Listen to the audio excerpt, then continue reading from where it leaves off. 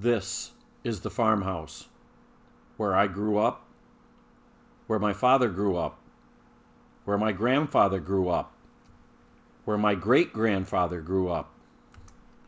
The main house was built in 1860. We got electricity in 1943 with the Rural Electrification Act. And now what I am doing is I'm removing the majority of the 1960 updates and reverting the era back to somewhere between 1920 and 1950. I'm going to show you each room in the order that I did them years ago. While I am no more of a carpenter or a designer than any member of my family has ever been, I'm doing it to suit me and my tastes.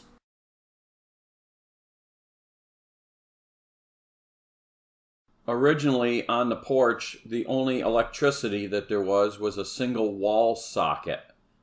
And that was not going to be enough for what we planned to do.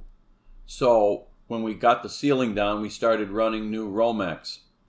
And with some research, we discovered that the power was coming from the ceiling light in the kitchen. So any future electrical work that was going to be done on the porch, we did not want to have to kill the lights in the kitchen. So I got the idea to put this switch as kind of a breaker, and we put it up in a beam there, as you can see, and that will kill the power to the porch so that you don't have to kill the lights in the kitchen if you want to do some electrical work on the porch.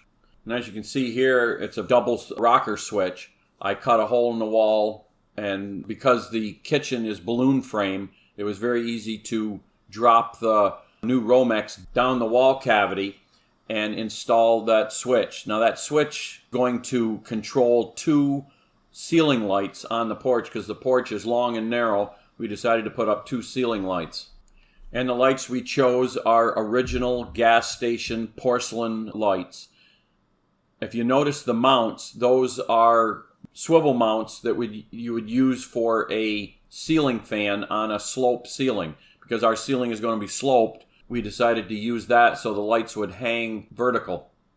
And then I started running wire just beyond the roof trusses. There's a little bit of a gap so I could slide the wire down through, because we were going to have a couple original porcelain wall sconces. And here you can see where I was fishing the wire through a small hole in the wall to mount the sconce. And here's our original porcelain sconces. Probably they were a bathroom sconce, but they look pretty nice on the porch. And here's what they look like when they are lit at night. And then in between the two ceiling lights, we put one more wire for a ceiling fan.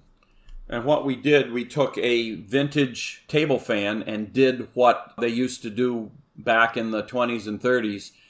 They'd either mount it on the wall or they'd mount it on the ceiling. As you can see, we've mounted it on the ceiling, and it will wag the full length of the porch. Because the porch is narrow, it does a better job of distributing the air than a very small ceiling fan, because the small ceiling fans don't move a lot of air. You have to have the big 52 inchers to actually move air, and we didn't have that kind of real estate. And here are the two ceiling lights mounted on the finished ceiling, and you notice the little square access panel. When that is removed, you can reach up and flip that switch to kill the power to the porch if you need to do some electrical work in the future. Now this image here is our electrical control center. You've got a 250 CFM squirrel cage fan that mounts on that custom plate that I put together, and there's two switches. The upper switch runs the squirrel cage fan. The lower switch runs the ceiling fan. And to the left of that box, that is a thermostat. So if you notice the little black thing sticking out of the wall above the fan, that is the sensor for the thermostat. So when the temperature on the ceiling gets to 68 degrees, sun coming in through the windows because they face south, the thermostat turns on the fan, and that fan grabs the air through that one-way valve setting on top of the fan and blows it straight through the wall into the kitchen to give us some of that solar heat.